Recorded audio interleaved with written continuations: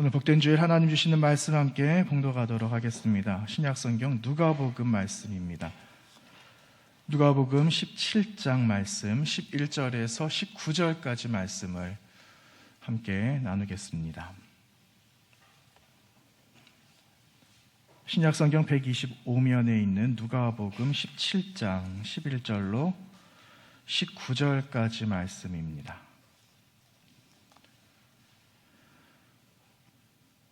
우리 한 절씩 함께 교독하도록 하겠습니다. 예수께서 예루살렘으로 가실 때에 사마리아와 갈릴리 사이로 지나가시다가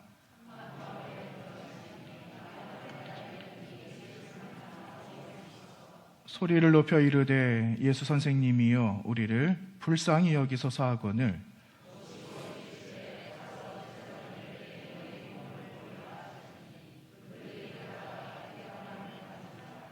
그 중에 한 사람이 자기가 낳은 것을 보고 큰 소리로 하나님께 영광을 돌리며 돌아와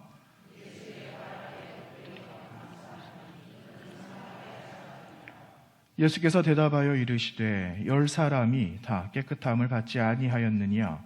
그 9은 어디 있느냐?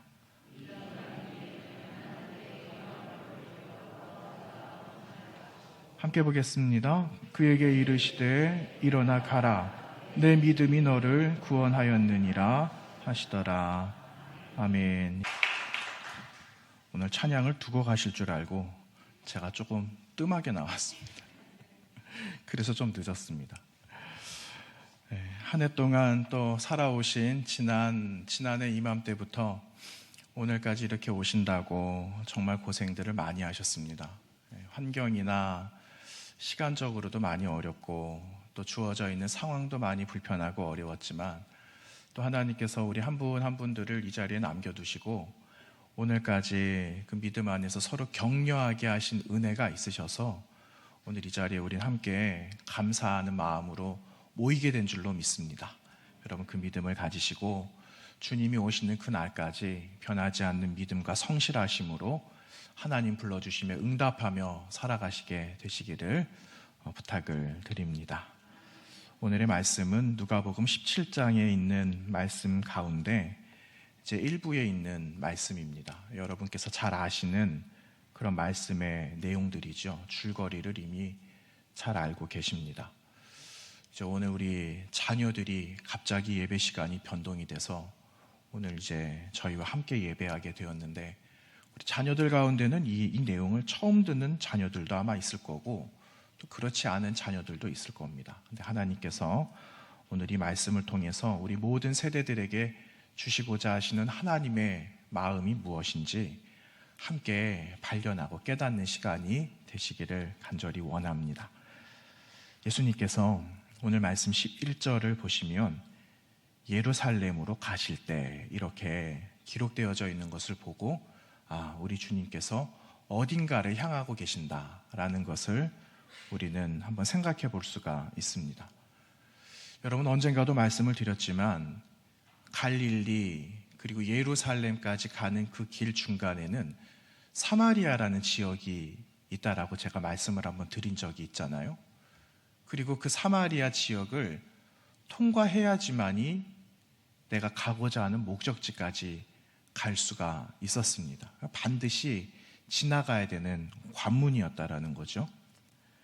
예수님께서 이렇게 그 사마리아 경계 그 지역을 지나가실 때 있었던 일인데 특별히 보시면 누가라는 저자는 다른 사복음서에 기록되어져 있는 저자들과는 조금 다르게 그 분량도 좀 많고 그리고 그 내용들도 좀 섬세하고 이런 것을 한번 우리는 확인해 볼 수가 있어요. 누가라는 사람은 의사였거든요.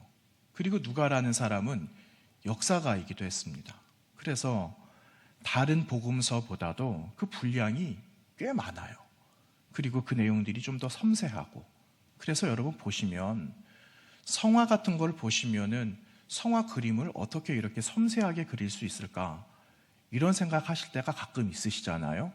그런데 그 성화를 그린 그 주인공들, 그 작가들이 거의 많은 사람들이 누가복음에 있는 그 말씀을 가지고 섬세하게 그 그림을 그렸던 일들이 많이 있습니다. 그러니까 역사가이자 그리고 또 의사였던 이 누가라는 사도가 그 얼마나 섬세하고 예민하고 얼마나 자세하게 곳곳마다 들여다보기를 원했는가, 이것을 우리는 그의 글 쓰는 흔적들을 통해서 확인해 볼 수가 있는 거죠. 그리고 이 누가라는 사람은 어디에 관심이 많았느냐 하면은 이 마태라는 사람은 유대인들에게 관심이 많았거든요.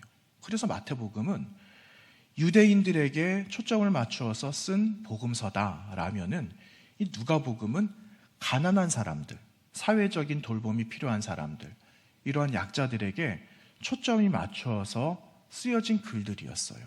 그래서 이 누가복음에 붙어있는 별명이 하나 있다면 가난한 자들을 위한 복음이다, 이러한 별명이 이 누가복음 안에는 붙어 있다라는 거죠. 그래서 예수님께서도 말씀을 하시지만 누가라는 사도가 예수님의 대변자의 역할을 그가 쓴 누가복음에서 말씀하고 있는 것을 우리는 확인해 볼 수가 있습니다. 여러분, 유대인들은 어떤 생각들을 많이 하고 있었느냐 하면은 이 구원의 역사가, 구원의 완성이 우리 민족을 통해서 구원이 완성이 될 거다, 이렇게 생각을 그동안 해왔습니다. 그런데 여러분, 우리 예수님은 가진 자들, 건강한 자들, 무엇인가 완벽하게 이루어 놓은 자들을 위해서 오셨는가? 그렇지 않으시거든요.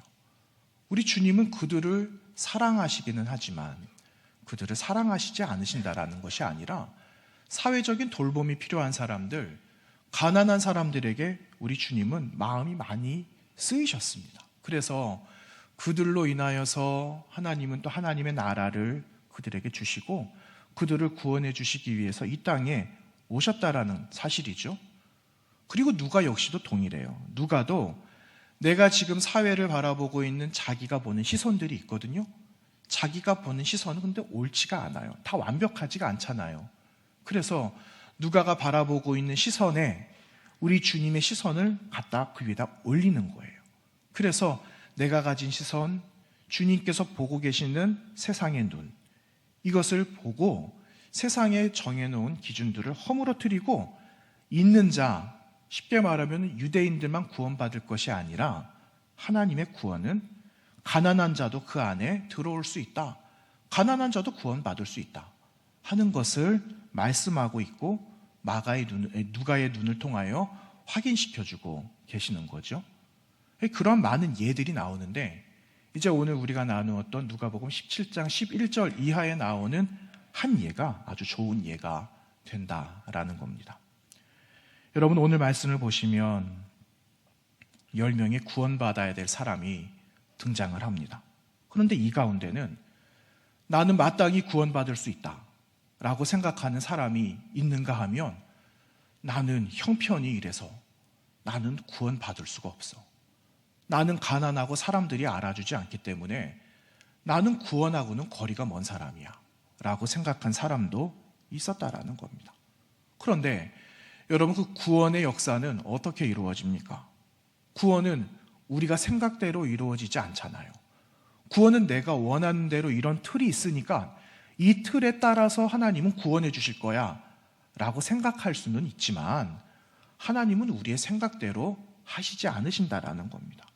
구원은 누구의 의지에 따라? 하나님 아버지의 의지에 따라, 구원해 주시는 그분의 의지에 따라 구원이 이루어지는 것임을 믿습니다. 여러분, 오늘 본문에 우리 주님이신 예수님은 10명의 나병 환자를 만나셨습니다. 이때 그들의 요청을 우리 주님은 외면하지 않으시거든요. 그들이 예수 선생님이여 우리를 좀 도와주시고 긍휼히 여겨주십시오 라고 목청껏 예수님께 부르짖었을 때 예수님은 그들의 요청을 외면하지 않으셨어요. 뭐라고 말씀해 주셨습니까? 내가 너를 깨끗하게 낫게 해줄게. 그렇게 말씀하셨습니까? 그렇게 말씀하지 않으셨거든요. 뭐라고 말씀하셨느냐 하면요, 가서 제사장들에게 너희 몸을 보여라, 이렇게 말씀을 하신 거예요. 그러니까 이들은 나의 몸이 깨끗하게 나음 얻기를 원했는데 우리 주님은 앞서 행하셨다라는 겁니다. 앞서 행해 주셔서 너희 몸을 지금 당장 제사장에게 보여라, 그렇게 말씀을 하셨다라는 거죠. 그리고 나서 이들은 어떻게 알게 되었느냐 하면은 제사장에게 가는 그 길 가운데 자신의 몸이, 육신이 깨끗하게 나았다라는 사실을 비로소 알게 되었습니다. 여러분, 이들이 깨끗하게 나올 수 있었던 그 이유가 무엇이었습니까? 그 열쇠가 무엇이었습니까? 그것은 예수님이 하신 그 말씀에 순종하였다라는 거죠. 순종은 무엇과 연결이 되죠? 믿음하고 연결이 되잖아요.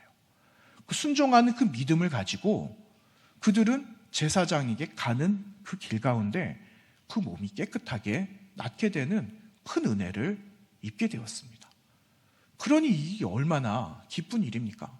그런데 여러분, 아쉽게도 이 사람들이 그 다음에는 등장하지 않습니다. 이 사람들이 더 이상 그림자도 찾아볼 수가 없어요. 이 사람들이 이제는 끝, 이렇게 된 겁니다.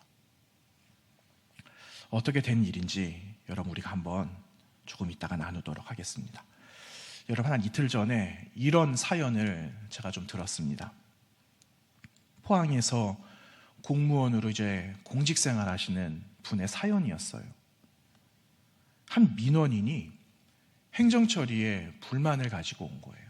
그래서 우리가 마시는 그 500ml 그 PT병 있잖아요. 거기다가 염산을 담아왔는데 그 염산 뚜껑을 열어서 그 공무원 얼굴에다가 뿌려버린 거예요. 그러니 여러분, 어떻게 이 일을 감당하겠습니까? 이 사고 소식을 들은 그 아내가 제발 내 남편 눈이라도 좀 볼 수 있으면 좋겠다, 이런 간절한 마음을 가지고 병원으로 이제 후송을 하지 않았겠어요?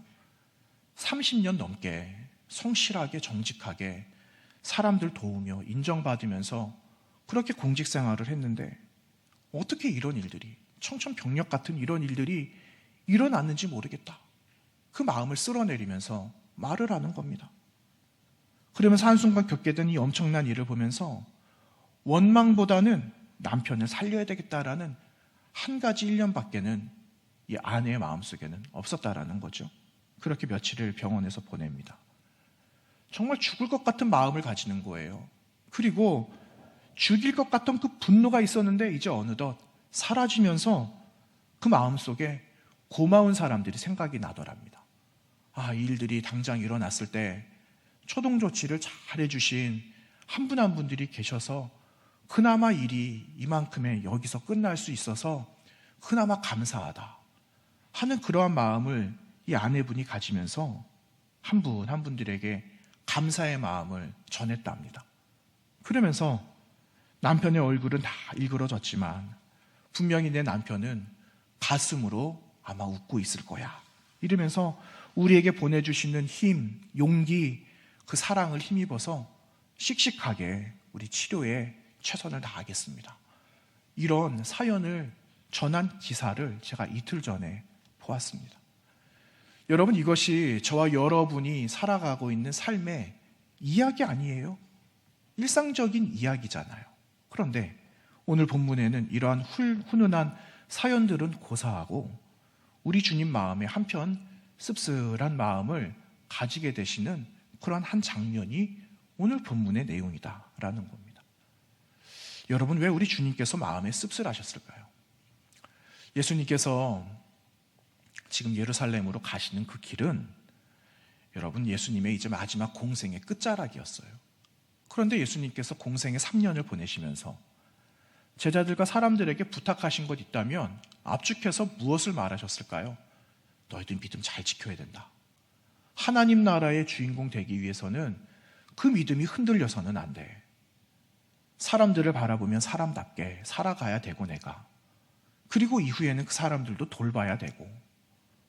우리 주님께서는 수많은 권면들을 하셨을 거예요. 그런데 예수님께서 마음속에 한쪽에 계신 그 염려는 과연 이 사람들이 잘 살아갈 수 있을까?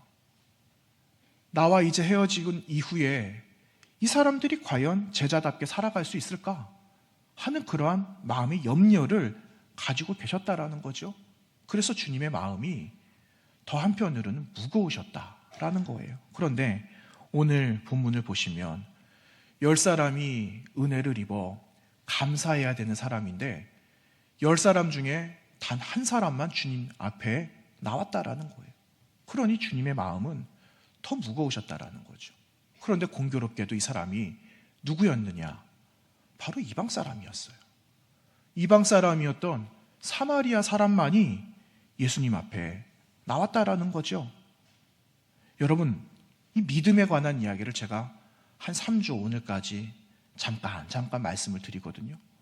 여러분, 그 믿음은 하나님을 보는 거잖아요. 하나님을 보는 것, 하나님의 능력을 믿는 것, 그리고 그분의 신뢰, 그분을 신뢰하는 것이 믿음 아니에요? 그런데 누가라는 이 사도는요, 여기 한 가지를 덧붙입니다. 우리가 최종 은혜의 수혜자가 되어야 됩니다. 지금도 우리가 은혜를 받고 있지만 마지막 결정적인 그 순간에 은혜를 누리는 그 수혜자의 은혜를 입어야 됩니다. 라는 것을 누가는 오늘 우리에게 말씀하고 있는 겁니다. 여러분, 수많은 사람들이 은혜를 누려요. 많은 사람들, 오늘 본문에 나온 사람들, 적어도 10사람이 은혜를 누렸는데 왜 단 한 사람만 은혜의 최종 수혜자가 되었는가? 여러분, 우리가 한번 생각해 보아야 될 이유가 있습니다. 여러분, 우리는 주님께 은혜를 구했습니다. 그리고 그 은혜를 누리면서 살아갑니다. 그런데 내가 그 은혜 받은 것을 어떻게 받았는가라는 거예요. 내가 그 은혜를 어떻게 내가 받아서 그 은혜를 지금 어떻게 사용하며 내가 누구를 위하여 그리고 무엇을 향하여서 내가 간직하고 있는가, 그 수용의 문제라는 거죠. 여러분, 이와 관련해서 한 성서학자가 이렇게 말을 합니다. 세계를 위한 하나님의 계획에 있어서 이스라엘의 특별한 위치는 스스로 변질되었고 의무는 특권으로 자주 받은 사랑은 이성을 잃게 하는 뻔뻔함이 되게 하였다. 여러분, 은혜를 받았는데 그 은혜를 잃어버리니 이제는 뻔뻔한 사람이 되었다 라고 한 성서학자는 이렇게 말을 하고 있는 겁니다. 그러니 더 이상 관심이 없는 거예요. 하나님께서 지금 주신 은혜면 됐지, 그 은혜 그냥 가면 되지, 이렇게 그냥 단편적으로만 생각하며 살아가는 거죠. 서로에게 관심도 없는 겁니다. 잘못된 것이 있는데 잘못된 것을 서로에게 말해주지 않아요. 그리고 듣지도 않는. 여러분, 모든 것에는 이유가 있습니다. 이제는 문제의 원인이 더 복잡해져서 그 문제의 원인에서 헤어나오기가 어려운 지경에 이르게 되었다라는 거예요. 그러다 보니까 힘껏 찬양하는 사람, 내가 알아차리지 못한 은혜에 감동하는 사람, 감사하는 사람, 하나님의 말씀을 듣고 감동하며 그 말씀대로 살아가는 사람, 부족하지만 작은 손을 보태어서 우리 주님이신 예수 그리스도의 사랑을 위해 애쓰는 사람은 종종 낯선 사람들이다 라는 겁니다. 여러분, 그 사람이 오늘 본문에 나오고 있는 이 사람이에요.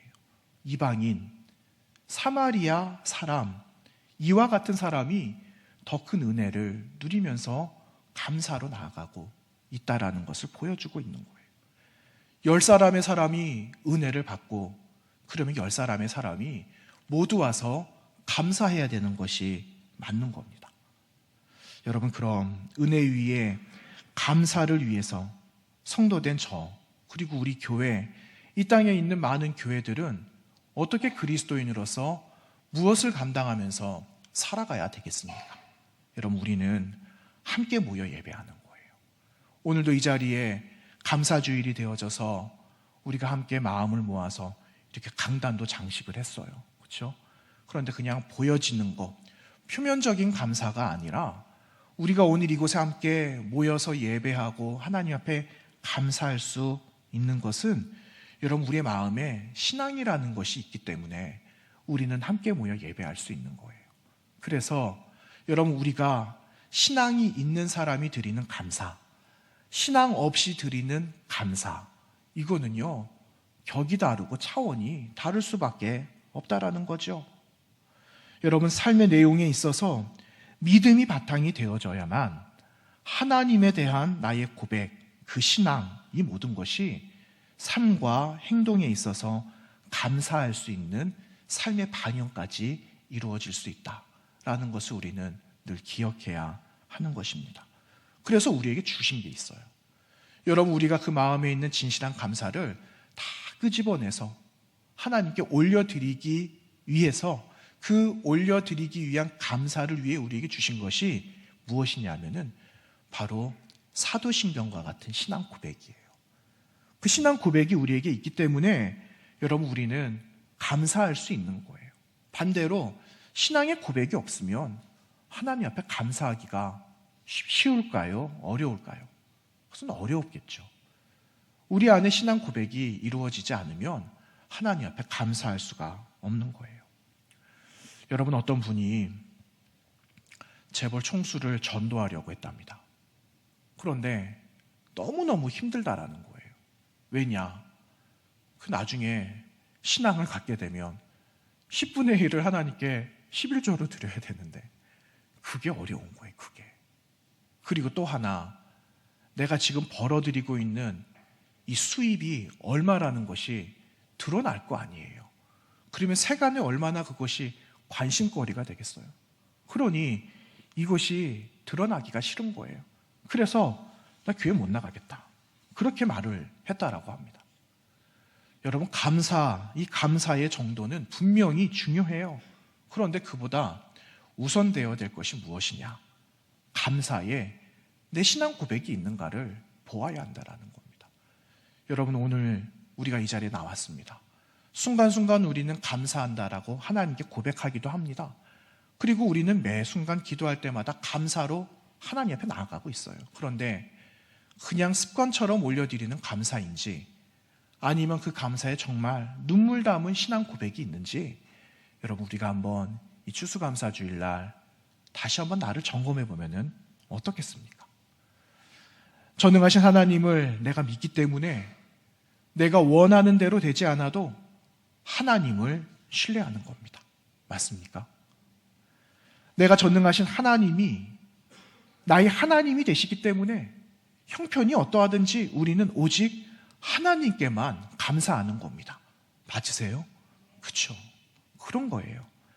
여러분, 다윗이라는 사람은 시편 139편에서 이렇게 고백합니다. 내가 하늘에 올라갈지라도 하나님은 거기 계시며, 스올에 내 자리를 펼지라도 하나님은 거기 계십니다. 이렇게 고백해요.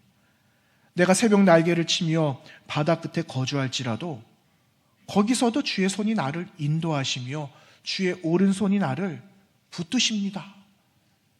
시편 139편 8절 이하 10절까지 다윗이 그렇게 고백하고 있어요. 여러분, 바다는 험악한 곳이에요. 바다는 정함이 없는 곳이에요. 바다는 죽음이 도사리고 있는 곳이고 죽은 사람들이 가는 곳이 바다거든요. 이런 음부의 권세, 바다가 올라올지라도 다윗의 고백이 어떻습니까? 내가 거기에 있어도 하나님은 나를 지키십니다 라는 그 고백을 잊지 않고 있는 겁니다. 10명의 나병 환자들 가운데 단 한 사람, 이방 사람이었던 이 사마리아 사람은 신분으로나 형편으로나 아주 볼품이 없는 사람이었어요. 현실적으로 받아들이기에는 이제는 한계가 있었던 사람이 바로 이 사람이었어요. 그런데 주님께 영광을 돌리기 위해서 그는 주님 발 앞에 엎드리거든요. 엎드려서 마음을 다한 그 감사가 더 이상 그 현실의 문제가 문제되지 않도록 현재의 문제를 뛰어넘는 하나님의 복으로 바꾸는 은혜 얻은 자가 될 수가 있었다라는 겁니다. 여러분, 우리에게도 이러한 은혜, 그 은혜 위에 드려지는 감사의 고백이 필요합니다. 여러분, 성경에 수많은 위대한 인물들이 나와요. 그런데 위대한 인물들이 드리는 고백도 있지만 형편이 너무 형편없어서, 살아가는 형편 그 어떻게 다 말할 수가 없어서 그렇게 힘들어하는 사람들도 있었는데, 그 많은 사람들 가운데 올려드렸던 고백들이 있었거든요. 여러분, 다니엘과 같은 사람, 왕에게 경배하도록 그 조서에 찍힌 인이 있었어요. 그럼에도 불구하고 왕에게만 경배하지 않기 위해, 왕에게 경배하지 않고 오직 하나님에게만 경배하기 위해서 조서에 찍힌 인마저도 거부했던 그 다니엘이라는 사람이 있지 않았습니까? 무화과 나무에 그 열매가 없고 그냥 잎만 무성한 거예요. 거두어드릴 것이 아무것도 없고, 포도나무에 열매도 없고, 밭에 소출도 없고, 소도 없고, 아무것도 없는데 이 하박국 선지자가 즐거워하잖아요. 왜 즐거워합니까? 하나님이 계시니까. 하나님이 계시니까 나는 주님으로 인해 만족합니다. 이렇게 말을 해요. 여러분, 언제도 말씀드렸지만 유대인들에게는 반드시 필요한 게 있어요. 감람나무의 그 열매, 올리브 열매거든요. 여러분, 식단에 올라오는 열매, 올리브 있잖아요. 그게 감람나무에서 나오는 열매예요. 그리고 포도 열매, 이런 것들은요, 유대인들이 하나님 앞에 가지고 나아가야 되는, 반드시 있어야 되는 소산물이거든요. 그런데 이게 없어도 나는 하나님 예배할 수 있어요. 어떻게 예배할 수가 있습니까? 실질적으로는 할 수가 없는데, 그런데 그는 마음 다하는 예배로 하나님께 올려드리겠다, 그 고백하고 있는 거거든요. 모든 것이 다 없어도 괜찮아요. 왜? 나에게는 하나님이 계십니다. 그 고백을 하박국 선지자가 하였다라는 겁니다. 나의 존재를 인정하지는 않지만 주님이신 예수님으로부터 긍휼의 그 은혜를 받은 사마리아 사람이 드린 감사, 그 감사는 삶의 전부를 새롭게 하시는 은혜의 주인공 되게 하셨다라는 겁니다. 여러분, 이제는 저와 여러분이 하나님께 올려드려야 될 감사의 고백만이 남았습니다. 여러분, 오늘 이 아침에 하나님께 어떠한 감사의 고백을 드리시겠습니까? 풍족함 중에 있어서 감사를 올려드린 것도 있지만, 어려움 중에서도 하나님께서 오늘 이 자리에 있게 해주신 것도 하나님 큰 감사합니다. 내가 그 감사로 이 시간 하나님께 올려드리기를 원합니다 하는 그러한 고백이 저와 여러분의 삶 가운데 있게 되시기를 축복합니다. 여러분, 하나님께 그 고백으로 오늘 이 아침 올려드리시기를 바랍니다. 한 글귀를 제가 마지막으로 소개하면서 말씀을 줄이려고 합니다. 사람에게 필요한 것에 관한 한 사회학자가 연구한 내용입니다. 60년 전 지구촌 사람들에게 필요한 것은 72가지가 필요했었다라고 합니다. 이 가운데 절대적인 것은 18가지, 지금은 일반적인 것이 500가지로 늘어났다라고 하죠. 그래서 이제는 절대적으로 필요한 것이 50가지가 되었다라고 말합니다. 여러분, 60년 전보다 우리의 삶은 더 풍요로워졌죠. 그런데 지금 우리는 과거의 시간보다 더 정겹게, 더 많은 감사로 더 많은 것을 나누면서 살아가고 있는가 하는 그런 물음이 던져집니다. 여러분, 무언가가 많으면 감사할 수 있겠습니까? 내가 누리는 것이 더 많으면 더 많은 감사를 할 수 있을까요? 많아질수록 예배당에 나오지 않는다라는 결과가 있었습니다. 여러분, 하나님께서 우리에게 아낌없이 주신 사랑, 그리고 기회가 있죠. 저와 여러분에게 주신 하늘의 소망 때문에 여러분, 우리는 그저 감사하는 신앙을 회복해야 되는 겁니다. 감사를 다시 한번 회복하시면서 하나님 아버지 앞에 마지막에 너에게 줄 이 은혜 이거였어 하실 때 그 은혜를 누리는 아름다운 믿음의 수혜자가 우리 성복교회 믿음의 성도님들, 그리고 이 자리에 있는 사랑하는 자녀들, 모든 세대들이 다 되시기를 부탁을 드립니다. 함께 기도하겠습니다.